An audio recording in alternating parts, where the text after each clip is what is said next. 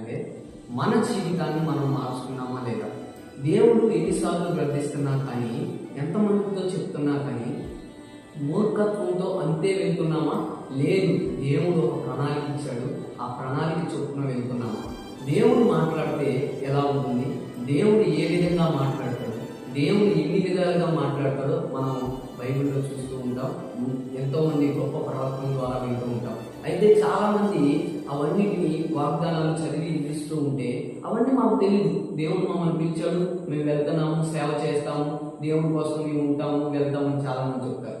చాలామంది కూడా బైబిల్ ఏం చెప్తుంది, దేవుడితో ఎలా నడవాలి, ఏ విధంగా సువార్తను ప్రకటించాలనేది తెలియకుండా వాళ్ళ ఇష్టానుసారంగా జీవిస్తూ వాళ్ళ సొంత ప్రయత్నాలు చేస్తూ దేవుడు మమ్మల్ని పిలిచాడు, దేవుడు మమ్మల్ని నడిపిస్తున్నాడని అనేక విధాలుగా అనేక ప్రవర్తనలు చేస్తూ ఉన్నారు. అయితే దేవుడు చెప్తున్న మాట ఏంటంటే, సరి చేసుకోవాలి. మన జీవితాన్ని ముందుగా మనం సరి చేసుకొని దేవుని పిలుపు మన జీవితంలో ఉందో లేదో మనం తెలుసుకొని మనము ఇతరులను ప్రేమించే వాళ్ళగా ఉన్నామో లేదో జ్ఞాపకం చేసుకోవాలి. ఎన్నో మన ఇష్టానుసారంగా జీవిస్తూ మళ్ళీ దేవుడు పిలిచాడని చెప్తూ దేవుడి గురించి అనేక మందికి చెప్తున్నాం తప్ప ముందు మనం మారు మనసు పొందామా? ముందు మనము ఇతరులను ప్రేమించే వాళ్ళగా ఉన్నామా?